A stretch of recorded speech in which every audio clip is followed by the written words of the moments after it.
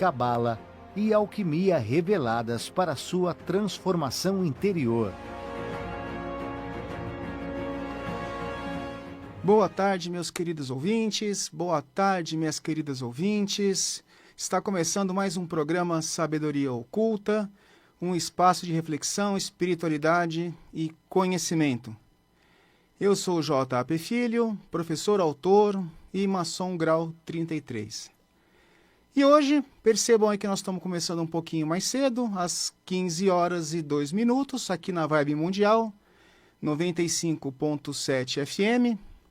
E hoje, então, nós teremos, como de sempre, toda vez que nós temos um programa de 1 hora de duração, eu sempre gosto de reservar esse programa para temas especiais.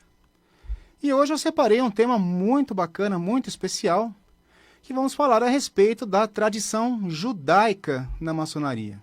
Sim, é verdade, a maçonaria ela tem aí uma influência muito forte da tradição judaica, mas não é aquela coisa baseada na teoria da conspiração que a gente costuma ver por aí, principalmente aí em alguns podcasts ou sites de internet, ou até mesmo em algumas publicações.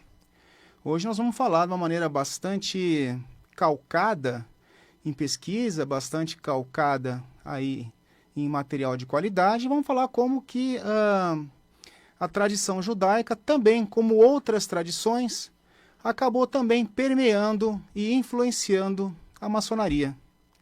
Então, como eu já havia dito em programas anteriores, a maçonaria, quando ela surge como especulativa no século XVIII, principalmente na segunda metade, ela sofreu uma influência muito grande de diversas correntes filosóficas, ideológicas, místicas e esotéricas que estavam em ebulição naquela época.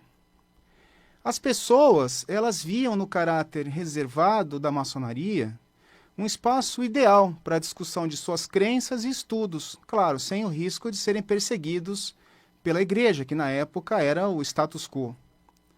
Dessa forma, a ritualística maçônica que se desenvolveu a partir dessa época foi fortemente influenciada por correntes como a alquimia, a astrologia, o neoplatonismo, o pitagorismo e também, claro, pela tradição judaica, sobretudo por meio da tradição bíblica já amplamente presente na cultura europeia.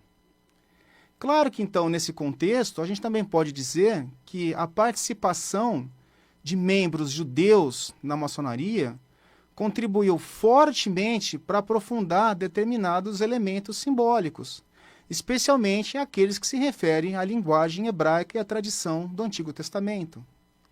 E é sobre algumas influências da tradição judaica na maçonaria que nós vamos conversar no programa especial de hoje. Todavia, antes da gente iniciar esse breve estudo, é importante deixar bem claro que a maçonaria ela não constitui uma derivação da tradição judaica, como afirmam algumas interpretações equivocadas ou teorias conspiratórias. Mas sim, ela consiste numa instituição que foi influenciada por ela, assim como outras diversas tradições tão ricas e tão significativas quanto. Claro, lembrando que esse programa ele também vai estar disponível no canal do YouTube da Vibe Mundial FM, no 95.7, bem como no meu canal do YouTube, o Sabedoria Oculta Real. E também vou disponibilizar os cortes desse programa no meu Instagram, J. Alexandre Filho. Então dá um pulo lá, curte, comenta, compartilha, dá um triplo C aí para poder ajudar a gente a divulgar esses vídeos que dá trabalho para fazer. Pois bem, vamos começar então a falar a respeito das palavras de passe e das palavras sagradas que são utilizadas na maçonaria. É claro que eu não vou ser pejuro de falar aqui as palavras sagradas e a qual grau que cada uma se constitui. Todavia, eu vou mostrar para vocês como que essas palavras elas foram influenciadas aí pela tradição judaica. Claro que não é segredo para ninguém, nem mesmo para os não-maçons, que os membros da maçonaria eles possuem palavras sagradas de passe que são características de cada grau. Na maçonaria, a palavra de passe ela é um elemento de reconhecimento que indica o grau do iniciado e permite o seu avanço simbólico entre etapas do percurso iniciático.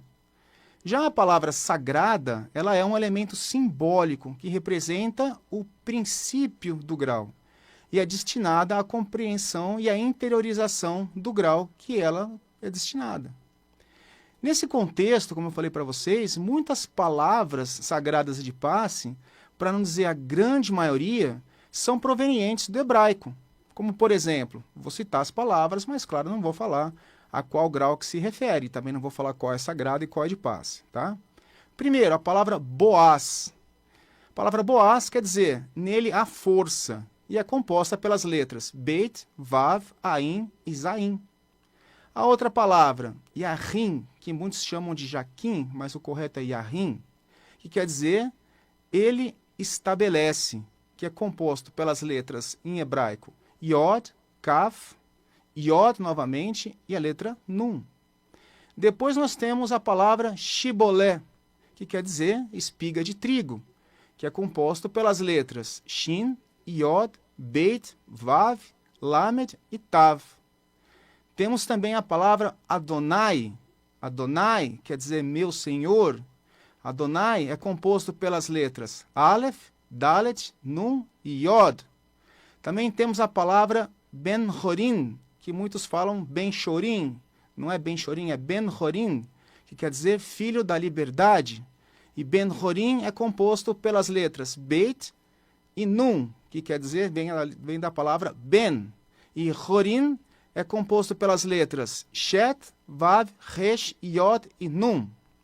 Temos também a palavra Judá ou Yehudá, que quer dizer louvar ou agradecer, e é composto pelas letras Yod, Re, Vav, Dalet e Re. Também temos a palavra Rabi Banayan ou Ravi Banayan, que quer dizer mestre construtor, que é composto pelas letras Resh e Beit, da palavra Ravi, e Beit, Nun, Aleph, Yod e Men, da palavra Banayan. E também temos a palavra Kadosh, que quer dizer santo ou consagrado, que é composto pelas letras Kof, Dalet, Vav e Shin. Claro que nós temos aí outras palavras também, tanto palavras sagradas como palavras de passe, mas aí que eu acabei citando algumas para que aí o vídeo não fique, aqui a transmissão não fique muito extensa. Na verdade, foi mais no intuito de ilustrar aí a nossa discussão. Outra coisa também bastante interessante é que também na maçonaria há muitos personagens da tradição judaica.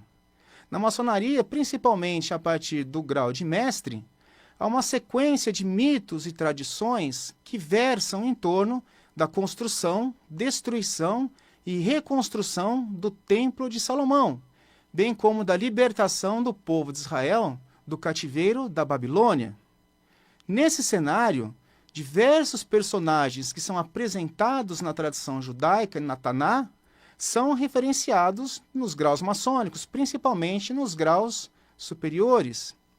Esses personagens, eles passam a funcionar como figuras arquetípicas de características morais e espirituais que o maçom deve desenvolver durante sua jornada iniciática por esses graus. Aí também, novamente, eu cito alguns desses personagens. Por exemplo, Salomão ou Shlomo. Salomão, ele aparece em o primeiro livro de Reis, que narra aí o seu reinado. Segundo Crônicas, aonde narra a construção do templo.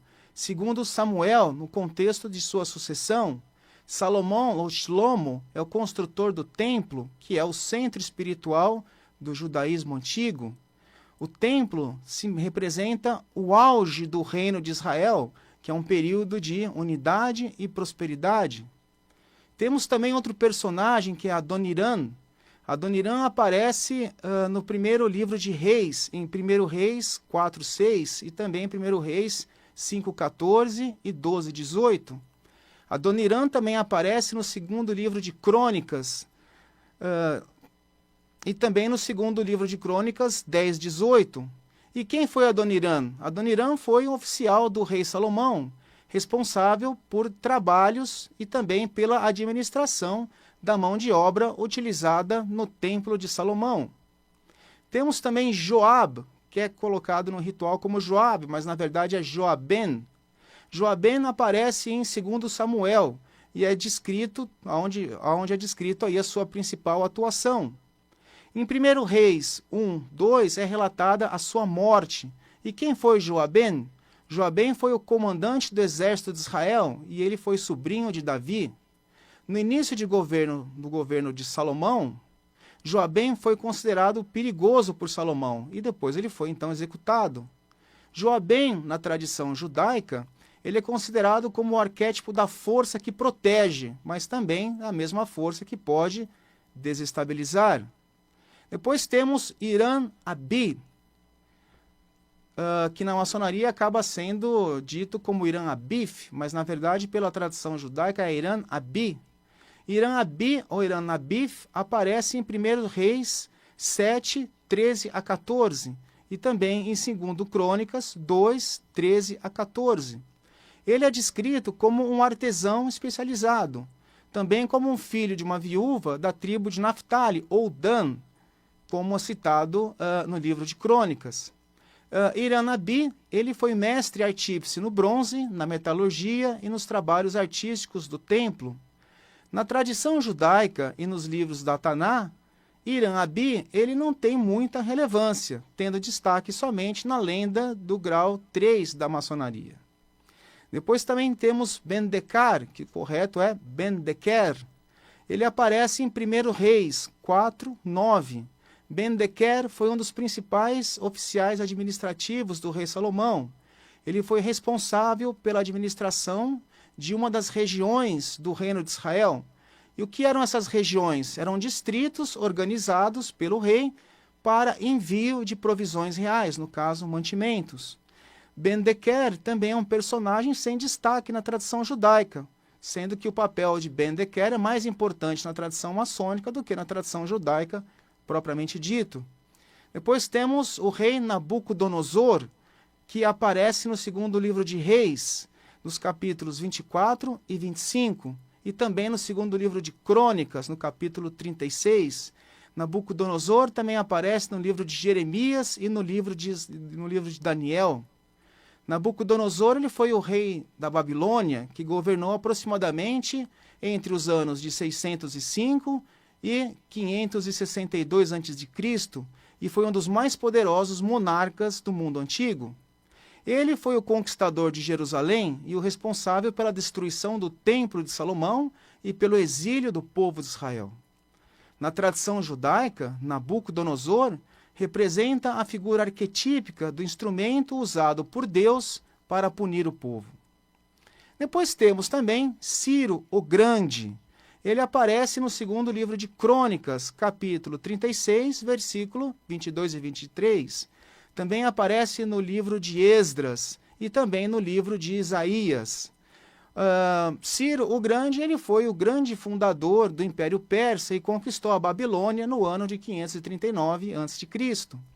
Ciro também foi o grande libertador dos judeus do exílio babilônico e autor do decreto que permitiu o retorno do povo de Israel a Jerusalém e também da reconstrução do templo.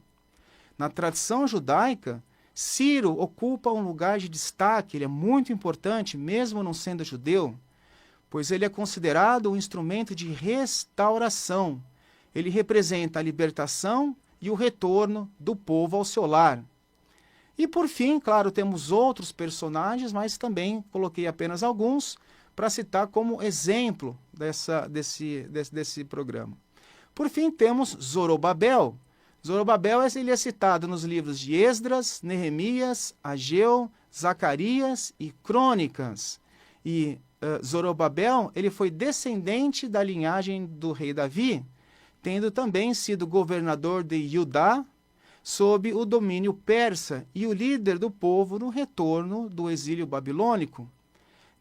Zorobabel também foi o responsável pela reconstrução do 2º templo de Jerusalém e trabalhou junto ao sacerdote Josué e aos profetas Ageu e Zacarias. Outro aspecto também bastante importante são alguns mitos que são também bastante aderentes entre a maçonaria e a tradição judaica. A maçonaria, nos seus graus superiores, praticamente entre os graus 4 e 32, aborda, claro, de uma forma certa forma descontínua, em certos momentos, grandes histórias da tradição judaica, que são apresentadas tanto na Torá quanto na Taná. Assim, nós podemos estabelecer uma seguinte divisão. Por exemplo, graus mosaicos, ou seja, aqueles graus que trazem a história ou trechos da história de Moisés. Nós temos o grau 23, chamado de chefe do tabernáculo, temos o grau 24, chamado de príncipe do tabernáculo, e temos o grau 25, que é chamado de cavaleiro da serpente de bronze.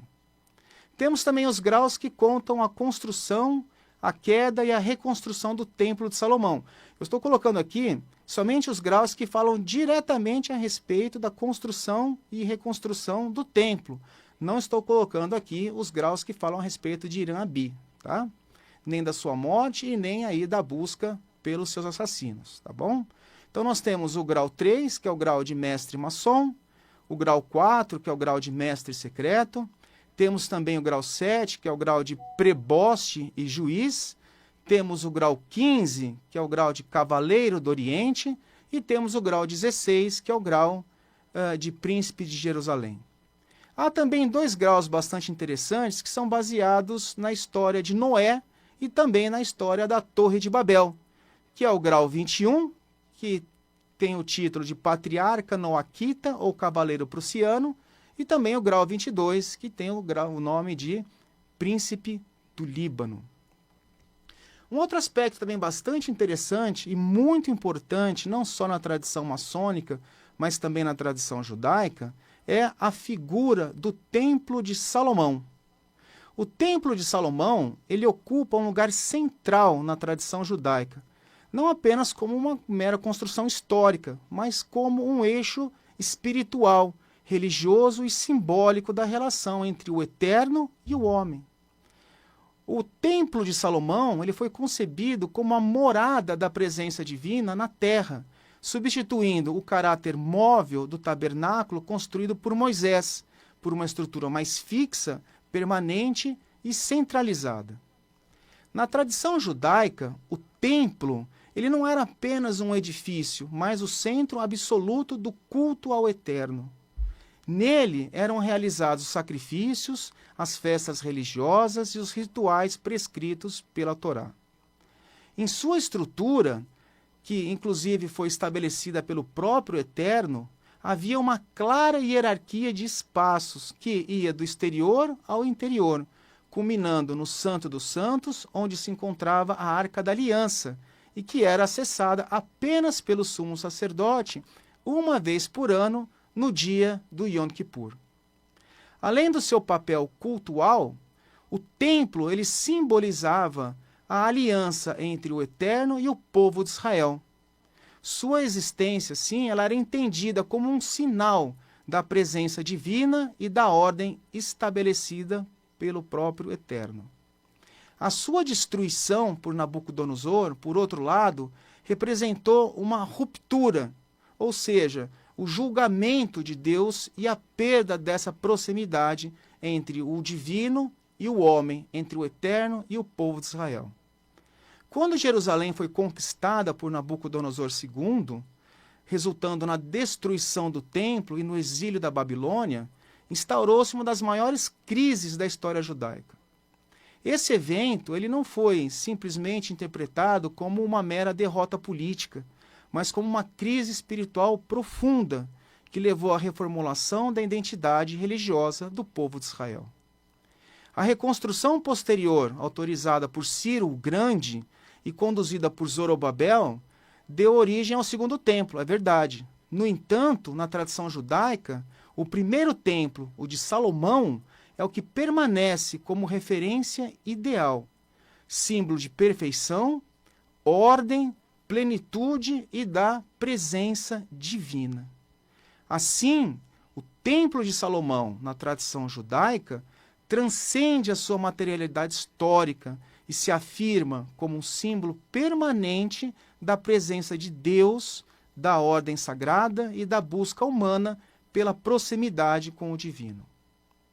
Como já comentado, como já falei anteriormente, a maçonaria ela foi fortemente influenciada pela tradição simbólica do Templo de Salomão, o que pode ser constatado em seus rituais, bem como na organização das suas lojas. Nesse caso, ambos são estruturados como espaços simbólicos hierarquizados e orientados que expressam a ideia de ordem e acesso ao sagrado. Da mesma forma que no Templo de Salomão, na entrada dos templos maçônicos são posicionadas as colunas Boaz e Yahin. O templo maçônico ele também é dividido em 3 partes, como o átrio, o Santo dos Santos e o Santo, tal como o Templo de Salomão. Todavia, nesse caso, o Santo é onde ficam as colunas do norte e o do sul, aonde sentam os irmãos. E o Santo dos Santos é onde justamente sentam as autoridades, os Paz Masters e o Venerável Mestre. Já o átrio é o espaço anterior às colunas J e B. Em relação ao aspecto mais espiritualizado, as tradições judaica e maçônica também possuem aderências importantes a serem destacadas em relação ao templo. Como eu disse, o Templo de Salomão na tradição judaica ele não consiste apenas em um espaço religioso, mas também em uma representação simbólica da cosmologia. A sua organização reflete uma visão de mundo na qual há uma correspondência entre o céu como sendo o divino, a terra como sendo o humano e o espaço intermediário como sendo a mediação entre ambos. Já na maçonaria, essa ideia é mantida quando o templo é encarado não apenas como um edifício, mas como um arquétipo do microcosmo do universo e do próprio homem iniciado. Na tradição judaica, o templo também consiste em um espaço físico aonde o eterno ele se manifesta. Já na maçonaria, ocorre uma transposição fundamental desse conceito. O templo ele deixa de ser um local de manifestação externa e passa a ser um local de manifestação interna do divino. Assim temos que o Templo de Salomão como sendo um espaço físico da presença da Shekinah, enquanto que o templo maçônico como sendo a representação da consciência em construção, ou seja, do espaço de manifestação interno da centelha divina. Outro aspecto interessante é que, enquanto no Templo de Salomão o culto ocorria por meio de sacrifícios e rituais sacerdotais, na maçonaria há uma substituição simbólica, ou seja, o sacrifício é substituído pelo trabalho do iniciado sobre si mesmo. Esse sacrifício pode ser, então, encarado sob 2 formas. Primeiro, o esforço individual do iniciado para percorrer o caminho iniciático. E segundo, a morte simbólica voluntária do ego necessária para a evolução espiritual. Um outro aspecto é a respeito da valorização da ordem e da geometria. A gente sabe que o Templo de Salomão ele foi construído segundo proporções rigorosas impostas pelo próprio Eterno, refletindo ordem e harmonia. Na maçonaria, esse conceito ele aparece como a valorização da geometria, o uso de instrumentos simbólicos que representam essa valorização e na busca constante da ordem sobre o caos. Isso reflete de que construir corretamente é alinhar-se com uma ordem superior e transmitir ordem ao caos. Ordo ab cal. Outra coisa interessante também é comentar a respeito da perda e reconstrução do templo como um princípio iniciático, tanto na tradição maçônica quanto na tradição judaica. Na tradição judaica, a destruição do templo por Nabucodonosor, como eu disse, consistiu em uma ruptura histórica e espiritual.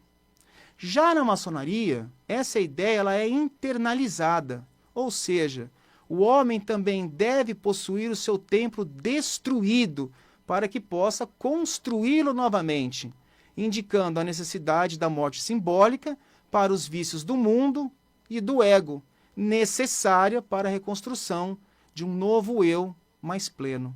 Dessa forma, a maçonaria não reproduz o Templo de Salomão apenas em sua materialidade, mas preserva, sobretudo, sua essência espiritual, em profunda consonância com a tradição judaica, o que concebe como lugar de encontro entre o humano e o divino. Bom, pessoal, vamos partir agora então para um intervalozinho rápido, está na hora de faturar. O Jean aqui já me indicou que já está na hora do intervalo, então voltamos aí para a gente continuar a nossa discussão a respeito da tradição judaica na maçonaria. Já nos vemos daqui a pouco. Programa Sabedoria Oculta, com o professor e autor Dr. J.A.P. Filho. Maçonaria, Cabala e alquimia reveladas para sua transformação interior.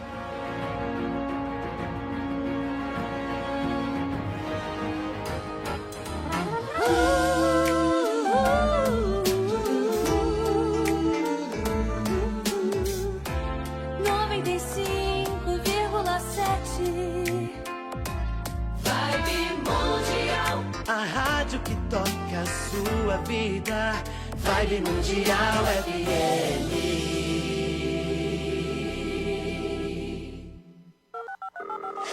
31710221, 31710221 e 3262-4490, 3262-4490. São os telefones da Vibe Mundial para você interagir com os nossos comunicadores. Ligue e participe. Olá, você é nosso convidado para os 30 anos mais 2 do Mega Feirão do Livro no ABC Paulista nos dias 23 a 26 de abril. Esta festa contará com mais de 10 mil títulos com descontos que variam de 20% a 70%, além de autógrafos e rodas de conversa. Local, Clube 1º de Maio, na Avenida Portugal, 79, Santo André. A entrada é franca. Mais informações em megafeirãodolivro.com.br. Alô, galera da Vibe Mundial, eu sou o Pedro Fabrini. Todo sábado às 21 horas no Teatro Metrô Santa Cruz, eu tô com meu solo de humor Comédia Paranormal, direção de Jarbas Homem de Melo. E olha, quem é ouvinte da Vibe Mundial tem um super desconto, é só chegar na bilheteria do teatro e falar: eu ouvi na Vibe Mundial, que paga só 50% do valor do ingresso. Então vem rir, vem se divertir comigo, uma comédia incrível para toda a família até o final de abril, todo sábado às 21 horas no Teatro Metrô Santa Cruz. Vem que eu tô te esperando! Vibe Mundial e a hora certa. 3h29. Vibe Mundial FM. Olá, ouvintes da Vibe Mundial. Aqui é a doutora Maria Amélia Juguidar, cirurgia dentista do programa Amigos da Saúde, e eu tô aqui para convidar você que precisa fazer uma limpeza dentária, um check-up anual ou qualquer outro tratamento odontológico a passar em consulta comigo na EMEA Clínica, que fica localizada na Vila Clementino, próximo à estação Santa Cruz do metrô. Para fazer o seu agendamento, basta enviar um WhatsApp para o número 11 97693 3023. Também estamos no Instagram, @ma.clínica, e no Google como EMEA Clínica. Espero vocês! Viajar comigo, Val Capelli, não é turismo, é transformação. Enquanto os pacotes de viagem oferecem roteiros prontos, nós criamos vivências únicas. Cada destino é um convite para olhar para dentro, conectar-se com a natureza local e as histórias que despertam a consciência. Próximos destinos: Cataratas do Iguaçu em maio. Acesse valcapelli.com, conheça os roteiros de turismo de consciência. valcapelli.com. 95,7 Vibe Mundial FM. Eu declaro aberto o portal. Boa tarde! Você está ouvindo a Vibe Mundial FM, a rádio que toca a sua vida. É um prazer tê-lo conosco.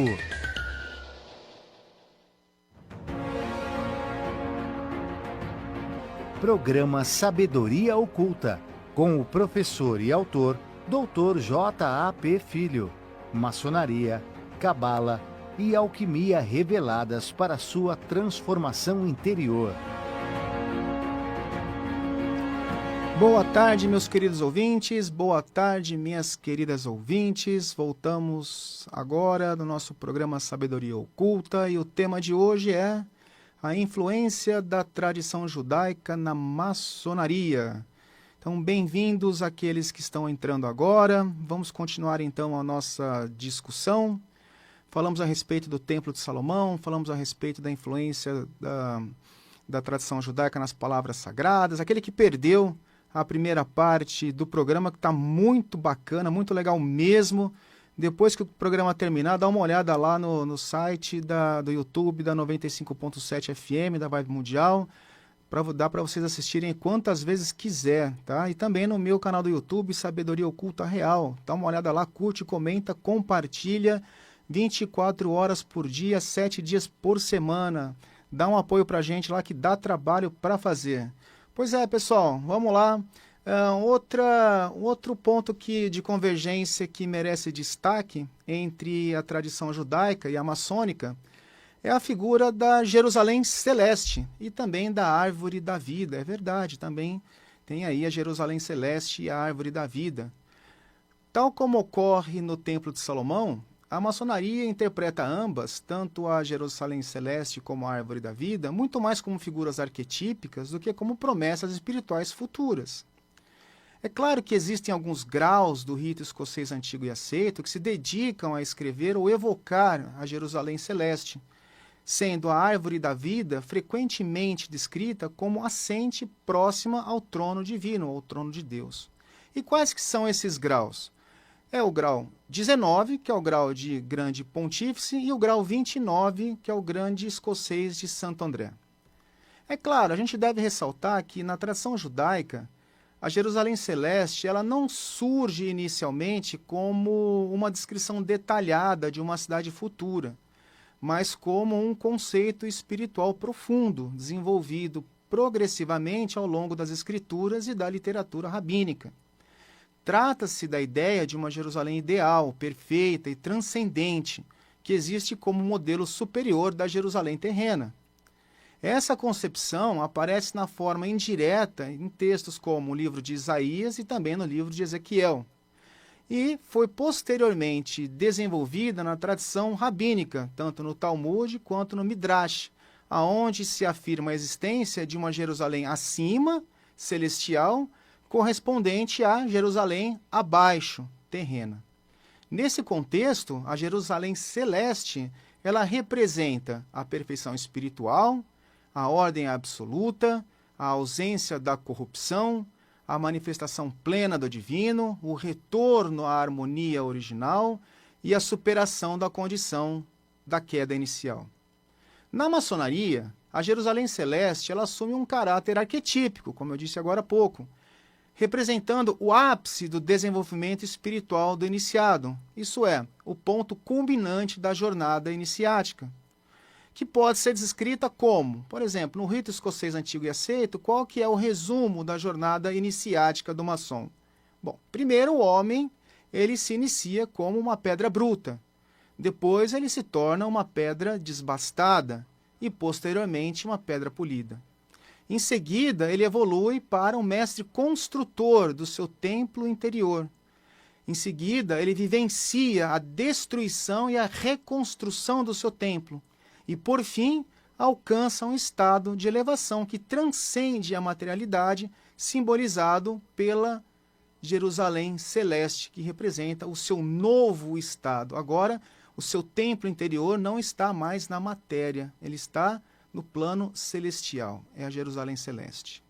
Assim, tanto na tradição judaica quanto na maçonaria, a Jerusalém Celeste representa o estado máximo de pureza, ordem e realização espiritual, no qual o iniciado completa o seu processo de reintegração com a origem, isso é, com o princípio do eterno que o emana.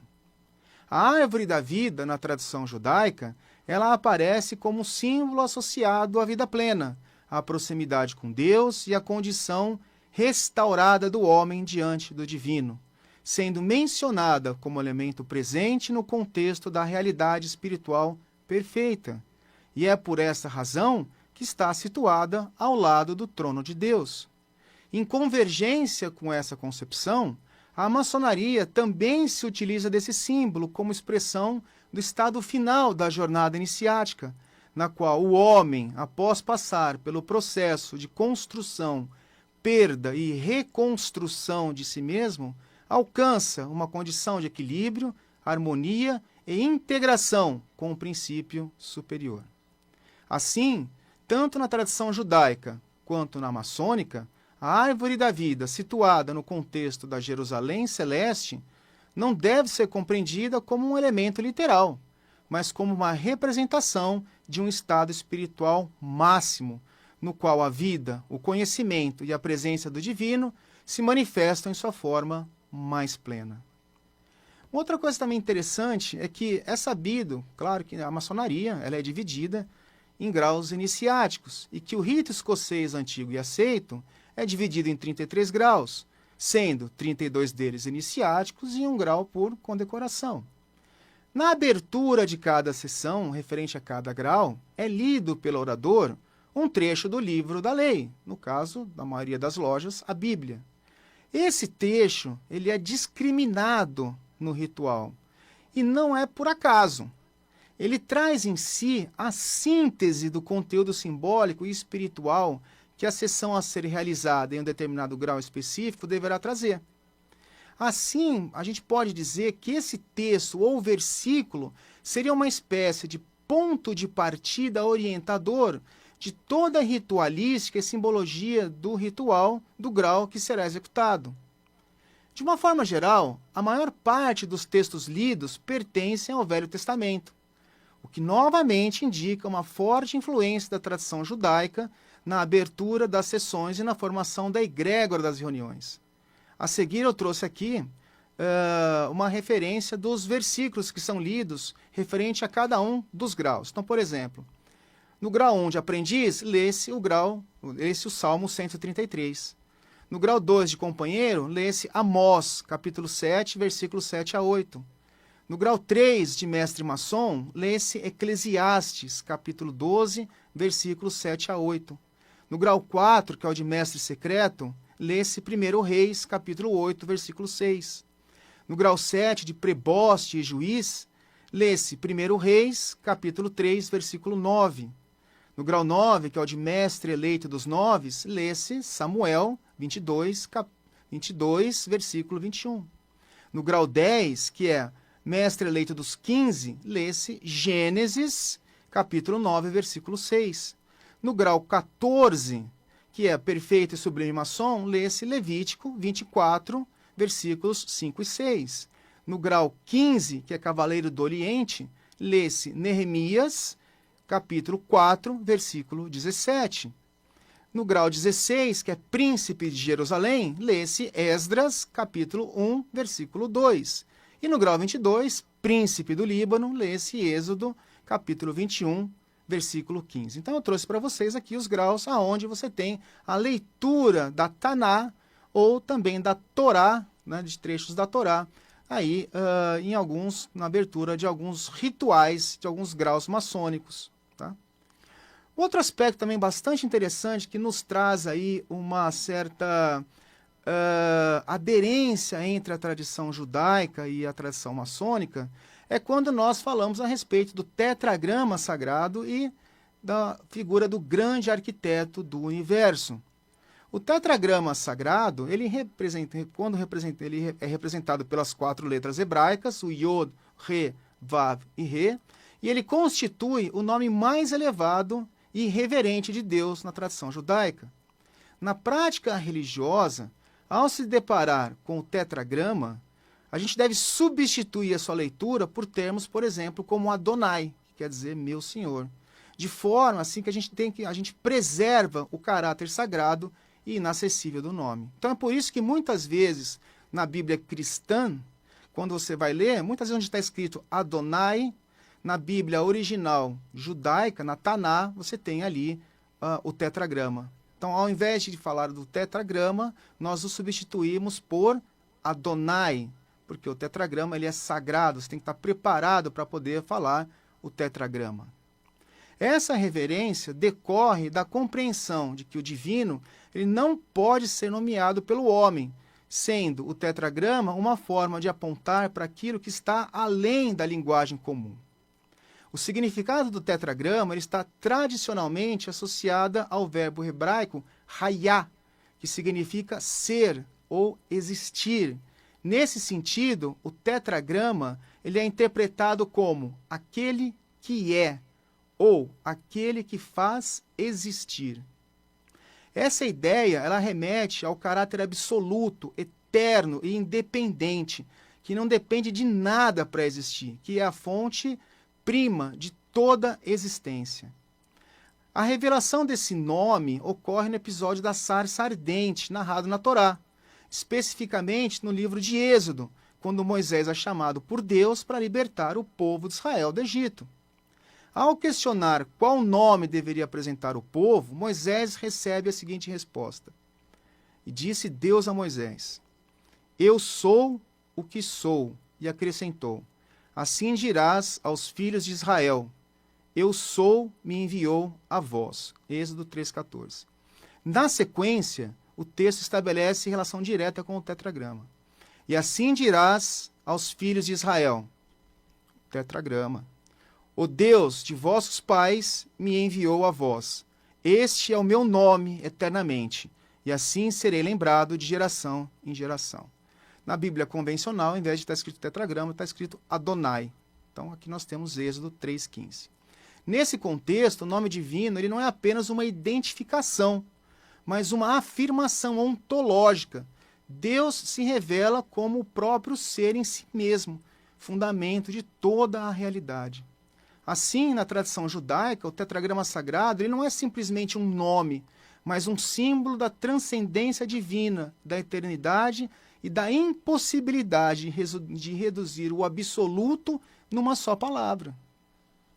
É claro que é possível estabelecer uma clara aderência conceitual entre o tetragrama sagrado da tradição judaica e a noção de grande arquiteto do universo, que é representado pelas letras G-A-D-U.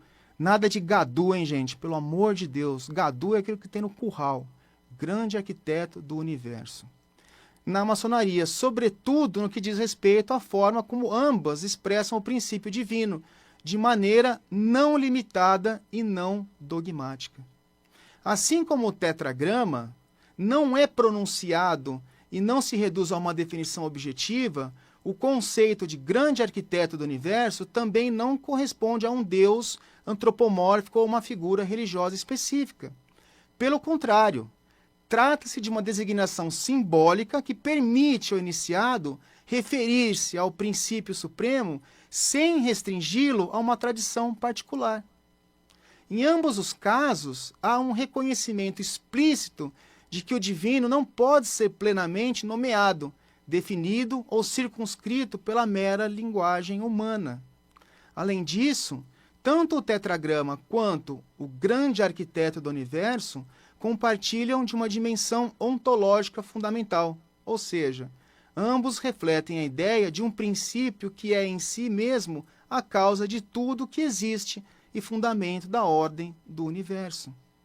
Contudo, se na tradição judaica essa ideia se expressa na fórmula eu sou o que sou, na maçonaria ela se manifesta na concepção de um arquiteto que estrutura e ordena o cosmos segundo leis e proporções, sem que isso implique em uma personificação rígida. Dessa forma, a aderência entre esses dois conceitos não ocorre por uma identidade formal, mas por convergência de função simbólica. Ambos operam como formas de apontar para o absoluto sem reduzi-lo, preservando o mistério e a transcendência do divino. Então percebam como é importante e como nós temos que ter respeito com o grande arquiteto do universo, né? Então, como que muitas pessoas acabam encarando de forma incorreta o que significa grande arquiteto do universo. Outra coisa interessante também é a utilização decoração e acessórios nos próprios rituais, né? Outro ponto de convergência também extremamente relevante entre a tradição judaica e a maçonaria pode ser observado na incorporação de diversos símbolos e objetos sagrados presentes nas escrituras ao longo dos graus do rito escocês antigo e aceito. Esses elementos, é claro, eles não aparecem de forma aleatória, mas eles integram uma estrutura simbólica coerente, sendo ressignificados como arquétipos ligados ao processo iniciático. Dentre esses elementos, eu citei alguns aqui. Então, por exemplo, a Arca da Aliança, que é o arquétipo do símbolo da presença do sagrado e que deve ser guardado no interior do homem. A Menorá, nós também temos na maçonaria, que é a representação da luz, da sabedoria e da iluminação espiritual. Os pães da proposição. O mar de bronze.